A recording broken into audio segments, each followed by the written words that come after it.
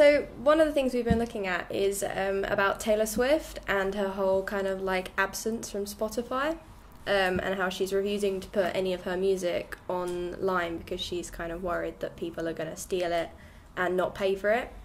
How do you agree with the way that she's not allowing her music on Spotify? Personally, I think she's just limiting her audience, but when you're as big as Taylor Swift, you can afford to limit your audience. If you have as big a selling album as 1989 has been, then you're not going to need the extra revenue that you get from Spotify, because that's all through advertising, and they pay to host as opposed to someone buying your album, which is really what you want, I think, from music. I don't think she's right to do it personally, but I can understand why she's done it. Yeah. Yeah. What about like your music? Do you do quite a lot of stuff on like for free online, or would you never? I'm yet to post anything that I'd make people pay for, because I'm not at that stage where I have a dedicated enough fan base to make them pay for it. Yeah. I have a small following who are really loyal and really lovely people, and I wouldn't make them pay for my music yet, because I can't really afford to. If I get enough of a following that I can say I'm putting out an album and I need you to fund it and I need you to buy it, that's when I do it. But at the moment I'm just posting demos on SoundCloud. That's it. Speaking of things like SoundCloud, how do you feel about other MP3 sharing websites such as like Napster and things like that are kind of being shut down because of like copyright issues? Do you think that they should all shut down, or people should have access to music? There needs to be a fine line that is tread with these kind of websites. So with something like SoundCloud, if you do a cover or if you do a remix or something that uses someone else's property, there needs to be some sort of protection, because you're not stealing the property, you're using it to make something new. You're reworking someone else's, and that is still work. You've not written the entire thing originally, but you've still taken someone's work, made it your own. And that's the unique thing. If you just post someone else's music, that's when the issue arises.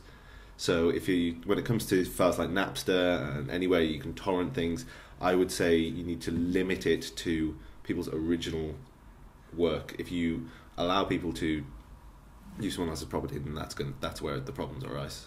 What would you say to the people who might think that all music should be free as an art form? Things like, obviously, like art and films you can get online really easily now. What would you say to those people who are like, it should be free? I'd say then you're cutting off any supply of musicians who want to try and make a living out of it. If you're going to have musicians like, up and coming bands like Neck Deep, they've only put out one album, but they are trying to make a living off it, and they do so by making it available to you, but you still need to buy it, you still need to make that purchase, and you still need to make sure that they are able to continue their work, because if they don't make enough money, then they're going to eventually have to go and get a job, and they're not going to be able to continue their music. Yeah, that's one of the things that we've got a kind of like a quote from Billy Braggs.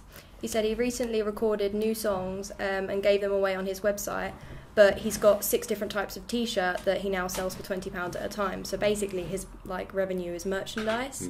Do you think that like that's kind of a horrible thing to be getting into, where the only way the artist can make money is from merchandise? It's always been the way, because normally a record label will take most of your revenue from albums.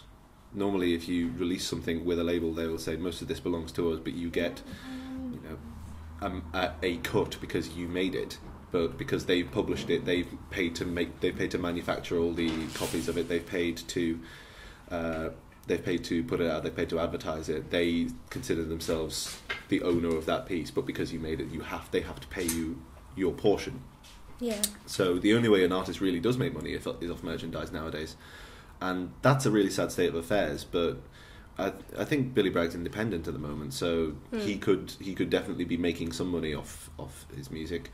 He doesn't have to be doing it that way, but the sad state of affairs is that some people do, and there's not a whole lot you can do about that until we start getting labels that support artists rather than support themselves.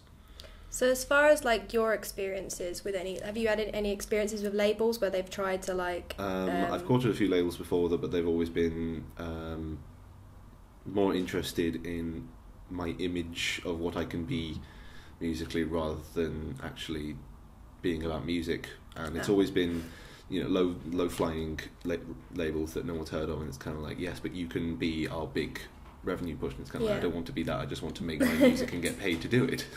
And as much as that's a big ask, it's still something that I'd rather do on my terms, or at least something close to my terms.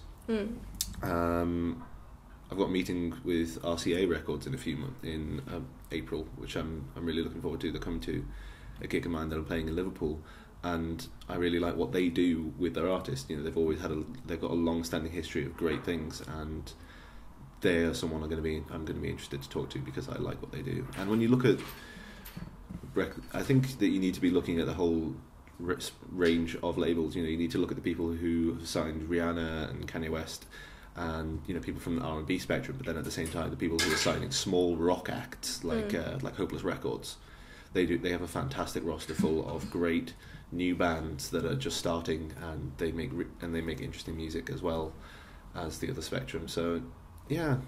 Are labels quite individual then? So like they only really take a certain genre of music? Yeah, lots of labels are very genre based. So Roadrunner Records, Hopeless Records, they only sign rock acts. So Roadrunner has everything from I'm struggling to think of another one, but Nickelback, Marmozets, Slash, they have purely guitar rock based acts.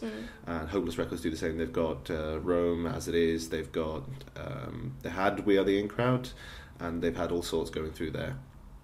But then and RCA Records have kind of got a history of being quite varied. So they have the Foo Fighters, Bring Me the Horizon. They were the first people to sign Elvis when he was coming out. But then they've also signed Shakira, and you know, people like that. And it's that diversity that makes me more interested in them as a record label. You know, they've got character to them. They're not just solely focused on a genre and being the label for that genre.